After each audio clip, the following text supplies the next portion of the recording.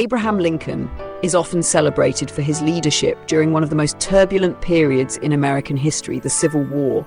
But why did he prioritize preserving the Union over everything else? Today, we explore the political, social, and moral forces that shaped Lincoln's unwavering commitment to keeping the United States together. In 1860, the United States was on the brink of disunion. The issue of slavery had driven a wedge between the northern and southern states. While the North was becoming more industrialized and leaned toward abolition, the South's economy depended heavily on enslaved labor. Lincoln's election was the tipping point for southern states, many of which viewed his presidency as a threat to their way of life. In response, 11 states seceded from the Union, forming the Confederate States of America. For Lincoln, this was not just a political crisis, it was a direct challenge to the survival of the American experiment.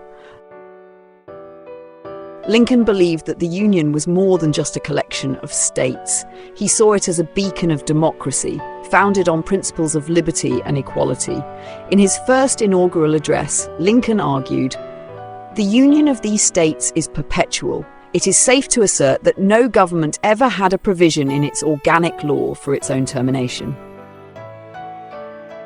To Lincoln, preserving the Union was about defending the ideals enshrined in the Declaration of Independence, a government of the people, by the people, and for the people. The stakes of disunion were immense. If the southern states succeeded, it would set a precedent that any state could leave the Union whenever it disagreed with federal policies.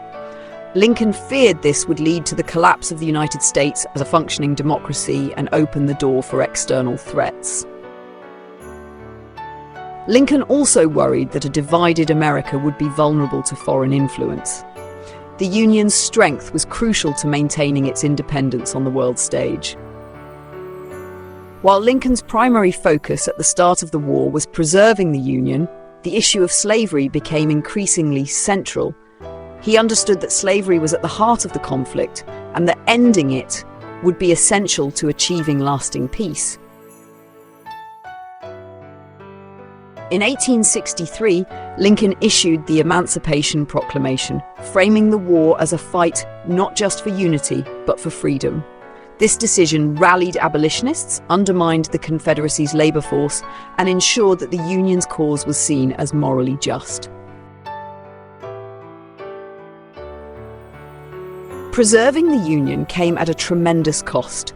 The Civil War claimed over 600,000 lives, devastated communities, and tested the nation's resolve. Despite the heavy toll, Lincoln remained steadfast, believing that the sacrifices were necessary to uphold the principles of democracy. In his Gettysburg Address, Lincoln reaffirmed his commitment to the Union, stating, "This nation under God shall have a new birth of freedom, and that government of the people, by the people, for the people, shall not perish from the earth." Lincoln's vision for the Union ultimately prevailed.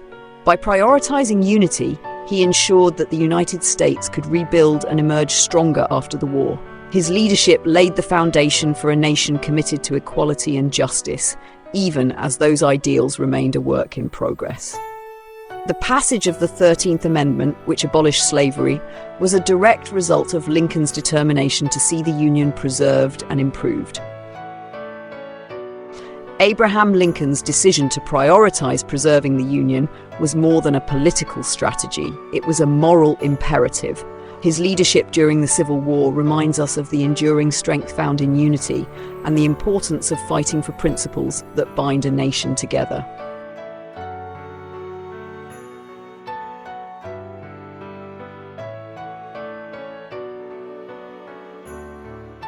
What lessons can we learn from Lincoln's leadership today?